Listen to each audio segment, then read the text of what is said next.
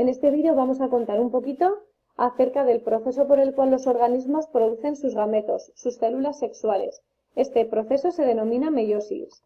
Comenzamos recordando que todas las células de nuestro organismo contienen en su interior 23 parejas de cromosomas homólogos, o sea, 46 cromosomas, excepto los gametos, las células sexuales, que son los óvulos y los espermatozoides, que llevan solo la mitad, o sea, 23 cromosomas. Si solo contienen 23 cromosomas, estos gametos no han podido formarse por mitosis convencional de una célula con 23 cromosomas, ya que estas células no existen. Los gametos se originan, pues, a partir de células diploides normales mediante un proceso especial denominado meiosis. En este proceso de meiosis partimos de una célula madre y tras 2 divisiones consecutivas se obtendrán 4 células hijas. Esta es una de las diferencias, que en la mitosis solo se obtenían 2 y ahora vamos a obtener 4 células hijas. A cada una de estas 2 divisiones consecutivas se les va a denominar división meiótica 1 a la primera división y división meiótica 2 a la segunda.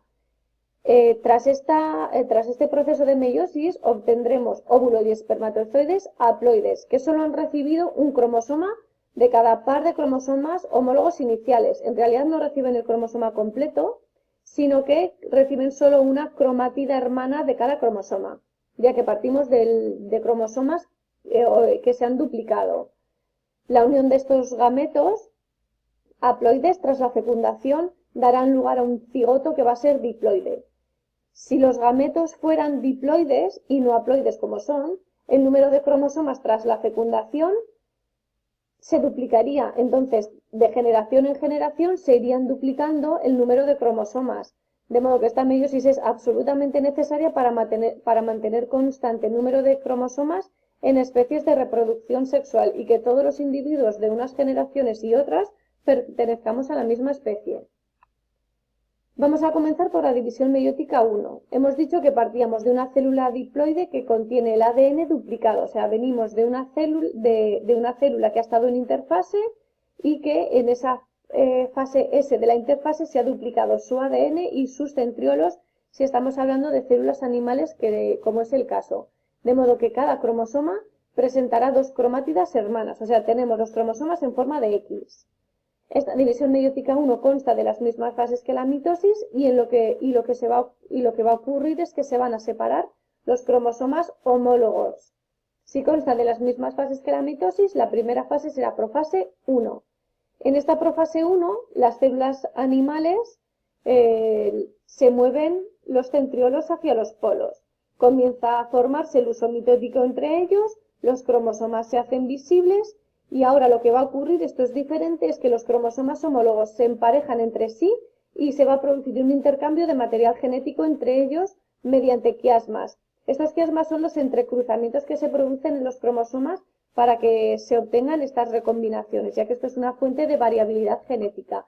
En esta imagen lo vemos mejor, vemos el cromosoma naranja y debajo el azul, que serían los cromosomas homólogos, y abajo ya vemos el quiasma, que es este entrecruzamiento. Este entrecruzamiento les va a servir para que después el cromosoma naranja tenga una fuente de variabilidad respecto del cromosoma inicial. En este vídeo lo vamos a ver gráficamente un poquito mejor.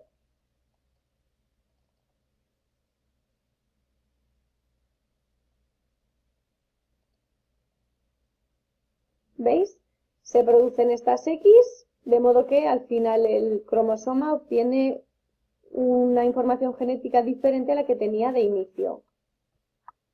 La siguiente fase sería la metafase 1. En esta, los centriolos en las células animales ya están en los polos, el uso mitótico está completamente formado y lo que se va a emparejar ahora son, como los teníamos antes, las parejas de cromosomas homólogos son los que se van a situar en el centro de la célula formando la placa ecuatorial.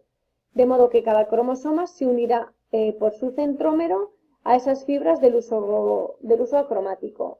En la siguiente fase, la anafase 1, ocurre exactamente lo mismo que en la mitosis. Esas fibras del uso mitótico empiezan a acortarse y esa tensión es tal que genera que esas parejas de cromosomas homólogos que estaban unidas se separen y que cada cromosoma homólogo viaje a un polo de la célula a la misma velocidad.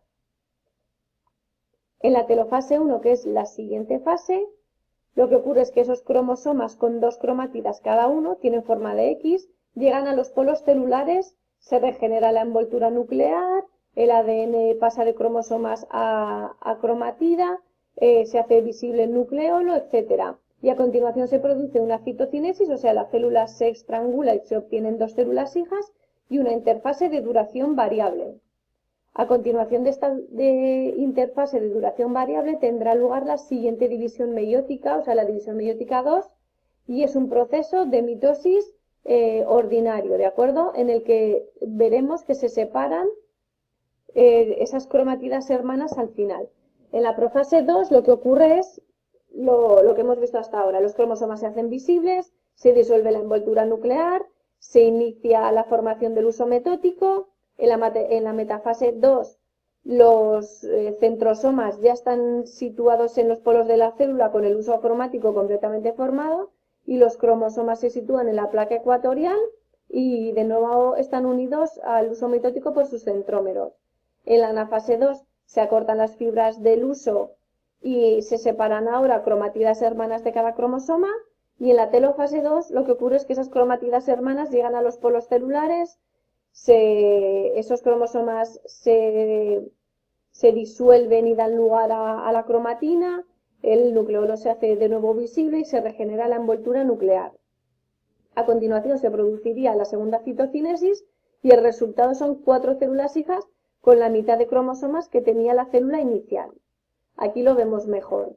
Vemos una profase, metafase, anafase, telofase y al final tendríamos esa tétrada, o sea, 4 células con la mitad de dotación genética que la inicial. Y lo mismo aquí en una célula animal. Vamos a ver un vídeo. La meiosis es la división nuclear de las células destinadas a producir gametos.